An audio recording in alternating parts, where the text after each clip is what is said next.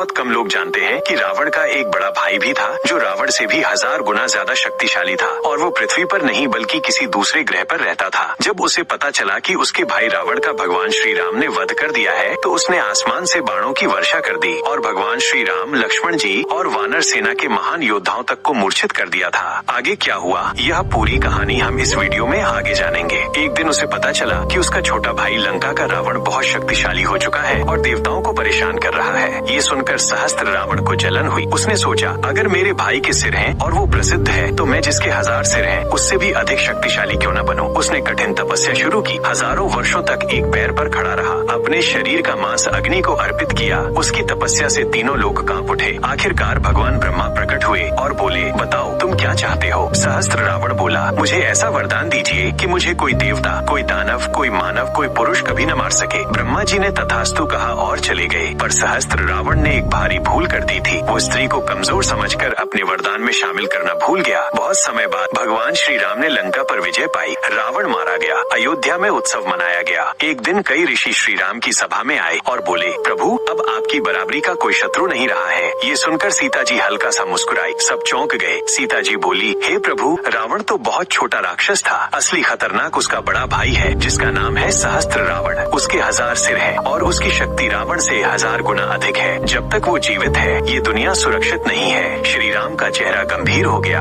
अधर्म का विनाश करना उनका धर्म था। उन्होंने सेना तैयार की सेना के साथ पुष्कर द्वीप के लिए प्रस्थान किया। लंबी यात्रा के बाद वे पुष्कर द्वीप पहुँचे। वहाँ का वातावरण भय से भरा हुआ था। जैसे ही सेना भूमि पर उतरी सहस्त्र रावण की राक्षसी सेना उन पर टूट पड़ी। भीषण युद्ध शुरू हो गया। लंबे समय तक संघर्ष चलता रहा। तभी आकाश अंधेरा पड़ गया। एक विशाल रथ उतरा और उसके ऊपर खड़ा था सहस्त्र रावण। उसके 1000 सिर गर्जना कर रहे थे। 2000 हाथों में चमकते अस्त्र। वो बोला मेरे भाई को मारकर तुम गर्व महसूस करते हो। आओ अगर दम है तो मुझे हरा कर दिखाओ। देखते हैं तुम्हारे पास कितने तीर है मेरे 1000 सिरों को काटने के लिए। श्री राम ने धनुष उठाया। अग्नि बाण चले वह पी गया। वायु बाण चले उसने रोक लिए। नारायण अस्त्र तक उसने प्रणाम कर निष्क्रिय कर दिया। आखिरकार भगवान श्री राम ने ब्रह्मास्त्र उठाया। पूरा आकाश चमक उठा पर सहस्त्र रावण ने उसे हवा में पकड़ लिया और खिलौने की तरह तोड़कर फेंक दिया। फिर उसने एक भयानक बाण छोड़ा जो सीधे भगवान श्री राम की छाती में लगा। वे गिर पड़े। लक्ष्मण भी गिर पड़े। सेना टूट गई। सभी वीर योद्धा रणभूमि में मूर्छित हो गए। अब केवल सहस्त्र रावण की हंसी रणभूमि में गूंज रही थी। जब सीता जी ने ये देखा उन्हें याद आया उसे कोई भी पुरुष नहीं मार सकता, केवल स्त्री ही उसे मार सकती है।